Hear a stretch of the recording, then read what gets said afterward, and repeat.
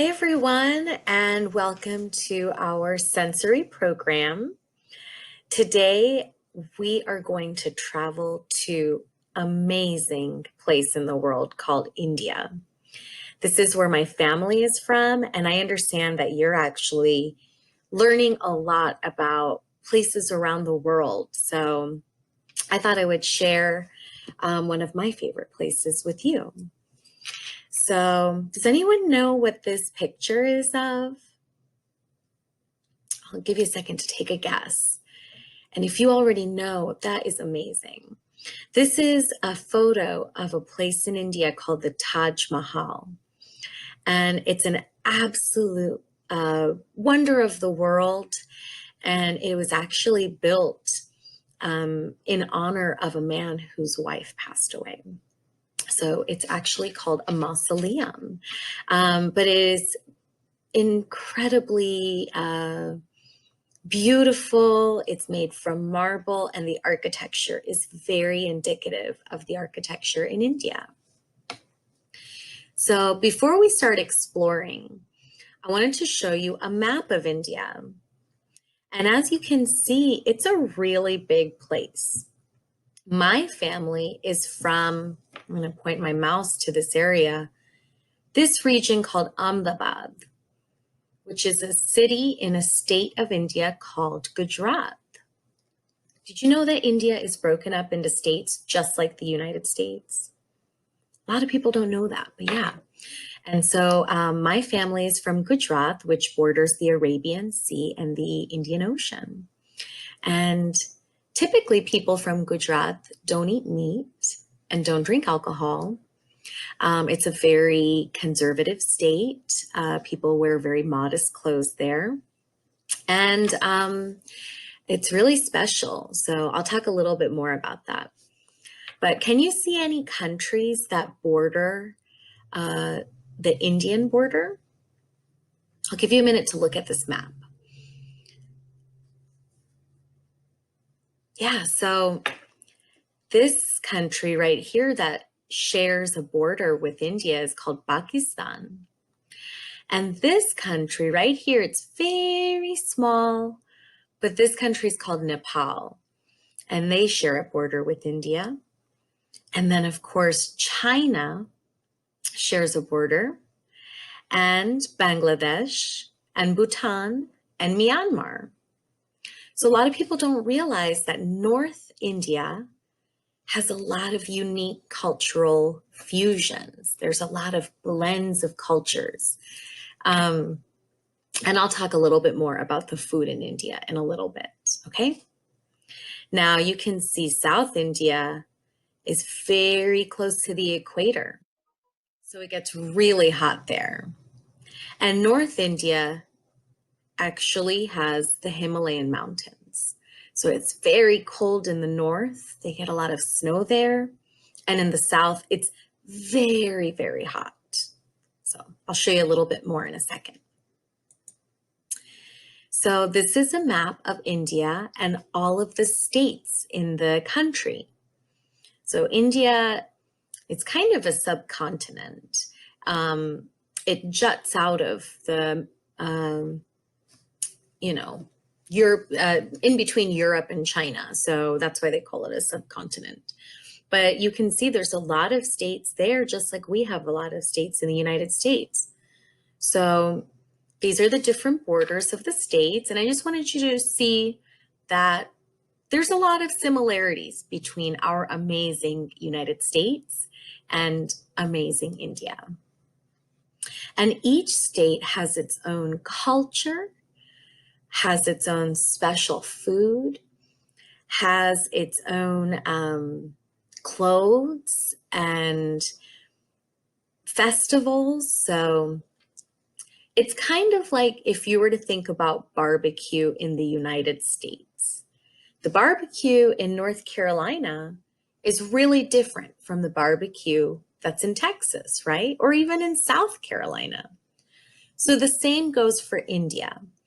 If you ever meet somebody from India, I think it's really important to ask them, where are you from in India?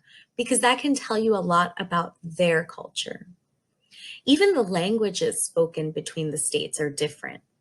And we'll talk a little bit more about that. So there are a lot of people in India. It's actually the world's second largest country after China. And believe it or not, there are 1 billion people that live there, more than 1 billion. And what's really interesting to think about is India geographically, so in terms of land, is actually 1/3 of the size of the United States, but it has 3 times the population. So here in the US, we have a lot more land, but less people.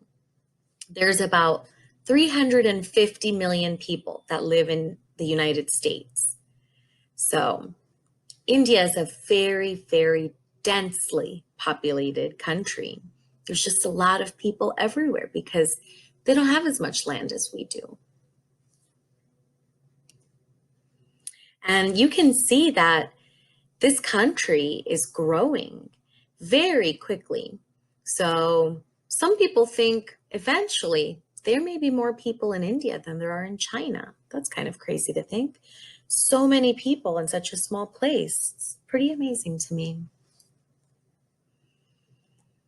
All right, well, when you visit India, or if you've already visited, then I'm sure you have a lot that you know what I'm talking about.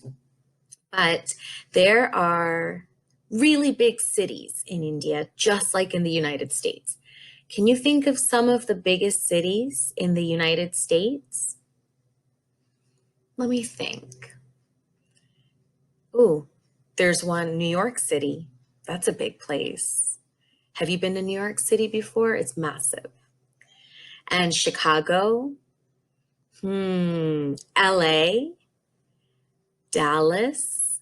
There's so many big cities in the United States, and the same for India. There's some really big cities.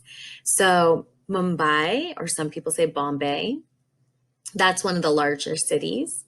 New Delhi, Calcutta, and even Chennai are some major, major cities to visit. And I'd like for you to envision, what do those places look like? Take a minute, close your eyes, and let's think about, if you haven't been to India, what it might look like. A lot of people ask me, they say, are there a lot of dirt roads? Do people live in straw huts? Are there really cows everywhere? So, yes and no. In these big cities, they look exactly like our cities here. They're a metropolis. There's big skyscrapers and a lot of hustle and bustle. But then there's smaller places in India that are more rural, meaning they're far away from the big cities. And the rural places do have dirt roads and straw huts, but not all of them. So this is a little makeup of India. 70% of the population lives in the rural parts, meaning a majority of the people in India live away from big cities. And there's a lot of villages too. So what does that mean? Why is that important for us to know why there's so many people that don't live in the big cities? Well, it means that some people don't have what they need to survive. They may not have access to schools like we do, or water. They may not have access to jobs or health care. And so it's important to remember that even though there are modern places in India, there are also still places that need help. Kind of like here in the United States, right? So the north of India is mountains, like I mentioned, the Himalaya mountains, and they're beautiful. And then the south of India has deserts and beaches, and there's waterfalls and so many different geological features. And can you think of some of your favorite geological features in the United States that you might have visited or maybe seen in photos? I'm thinking about the Grand Canyon. We have that in our country, and isn't it incredible? The Redwood Forest.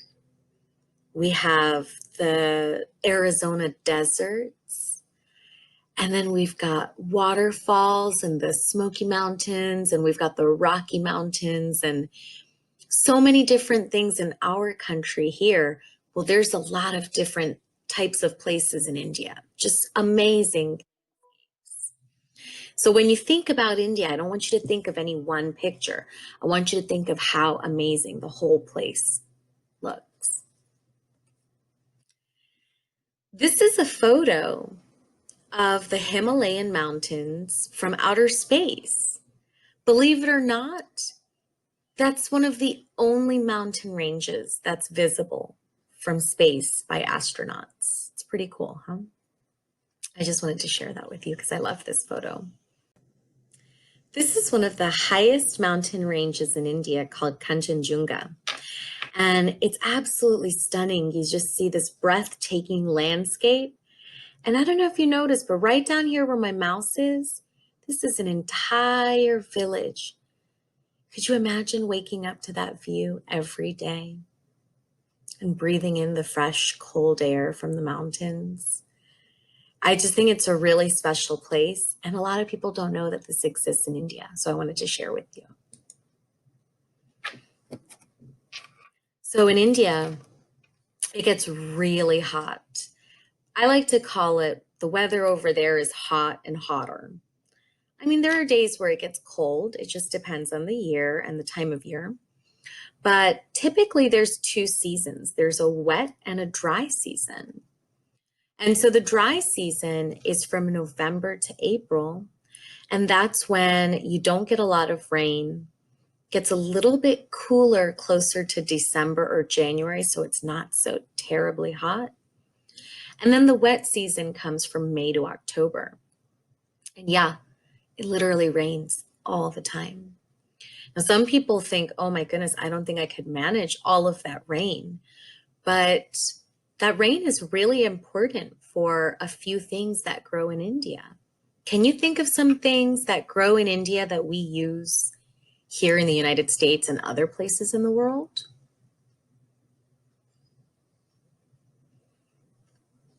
Yeah, the rain is really important to grow rice and also tea and other spices, which are some of the three major exports from India. So we might think, oh my goodness, I couldn't stand all this rain, but it's really important for the country and its agriculture.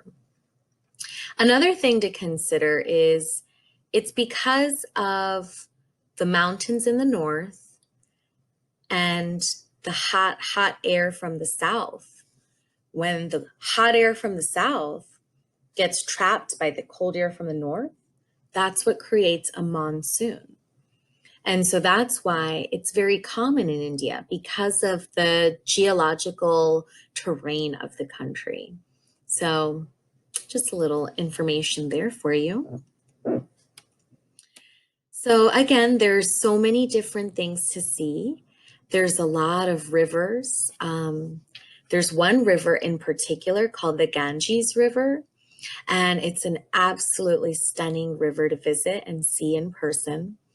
And the water from the Ganges flows from the Himalayan mountains all the way down to South India, into the Indian River, into the ocean. So it's a really big river and it's very sacred. A lot of people feel that the water is very pure because it comes from the mountains. So you'll find a lot of people have baptisms and special events at this river. Now, a lot of people don't know, but India is a very young country. It actually was colonized. Oops, let me go back one. It was colonized by the British a long time ago. And so if you don't know what the word colonize means, that means when a country comes in and they try to take over another country and they kind of settle there and they spread their culture and try to take over the land. And so that happened for a long time. And then eventually the Indian people realized, well, we like things how you do it, but we also like things how we do it. And so there was a movement, the independence movement. And does anybody know who's in this picture?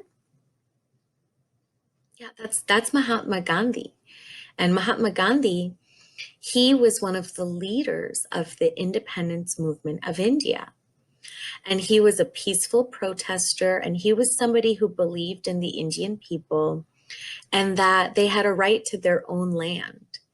And so he fought very long and hard. And by 1947, India became an independent country. So it's interesting to think that India is not an old country compared to the United States. Does anybody remember when the United States gained its independence? I know it's coming around the corner. We're celebrating it on Saturday. So United States gained independence in 1776 and India gained it in 1947. So that's why we have a more established government here than in India. And we have more modern cities here. That's the only reason why. But otherwise, they're coming along too over there. So India is a democratic country, meaning that they have a democracy is, sorry, let me stop. So India is a democracy, just like the United States. They have a party system like we do, and they practice voting just like we do here in the US. So there's a lot of different things with their democracy. So instead of a president, they have something called a prime minister. And that's actually one of the influences of colonial Britain, establishing this kind of party system. But it's becoming more modern, and it's definitely one of the tech leaders in the world. And even though it's becoming modern, there's still some room for improvement, okay? So let's see. India has a very diverse culture. There's so many languages spoken. My family speaks Gujarati. So we say hello in Gujarati by saying Kem cho. Can you say that? Kem cho. And there's a lot of different holidays and a lot of different celebrations. And I love that diversity in the culture. I love how different it is and how pretty and beautiful and bright the colors are. Something I'm very proud of. Oh, but I should go back one. Hindi and English are the official languages spoken in India. Almost everybody speaks English. It's pretty amazing. So if you were to travel there, you would be able to speak with people. So the food. And I'm going to share another video. At the end of this video, I'm going to show you what some of the food looks like. If you've never had it, I highly recommend it. But Indian food is very different, like I said earlier, depending on which state a person is from, the food will change. So where my family's from, we don't eat any meat. We eat a lot of grains and lentils and vegetables. And we don't use a lot of milk.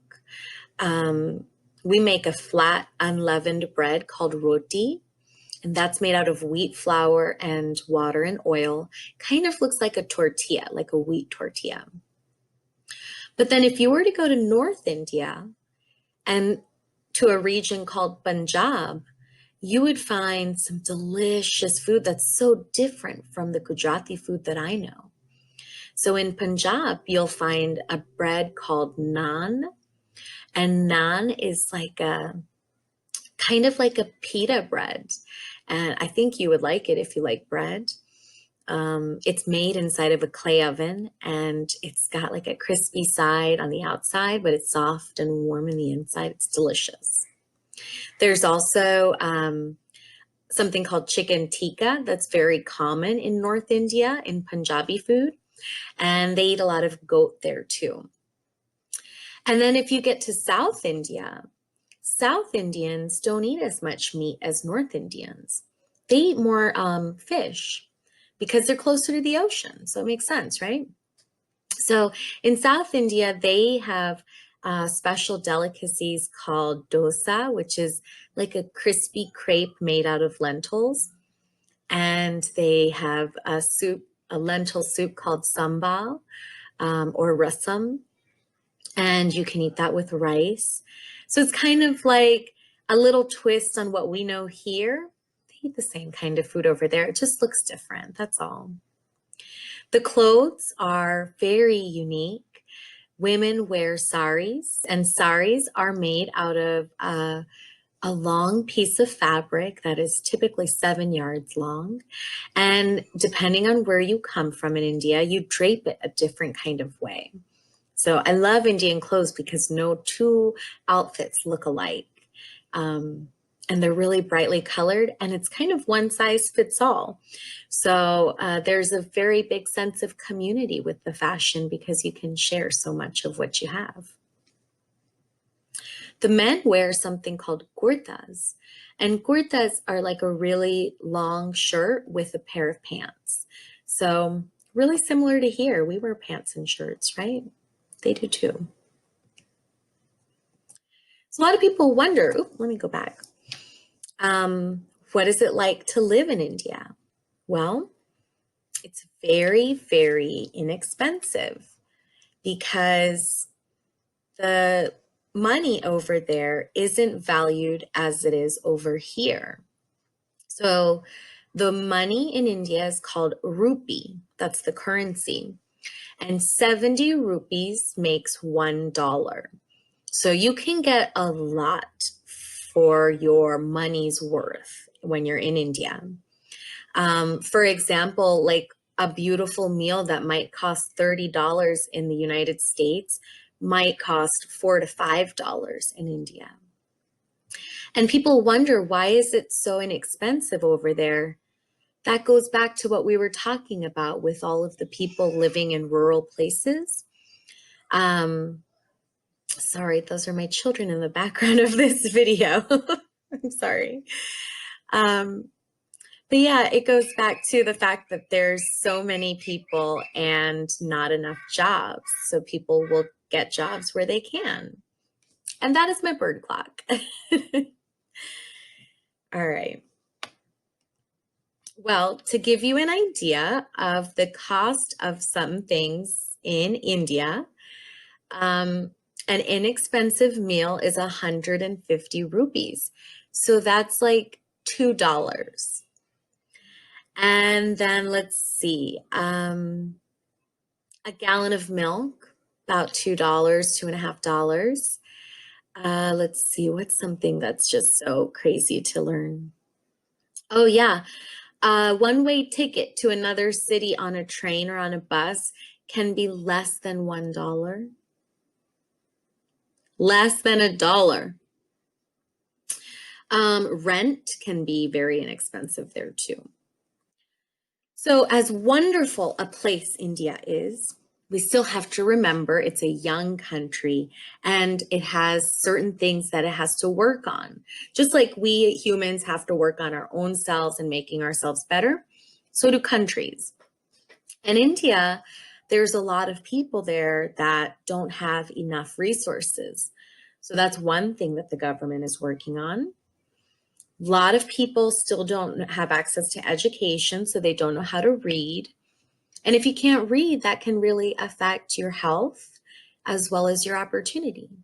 So there's also a lot of support going in that direction. Then there's agricultural misuse. The government doesn't always give the land to the people like they deserve or like they need.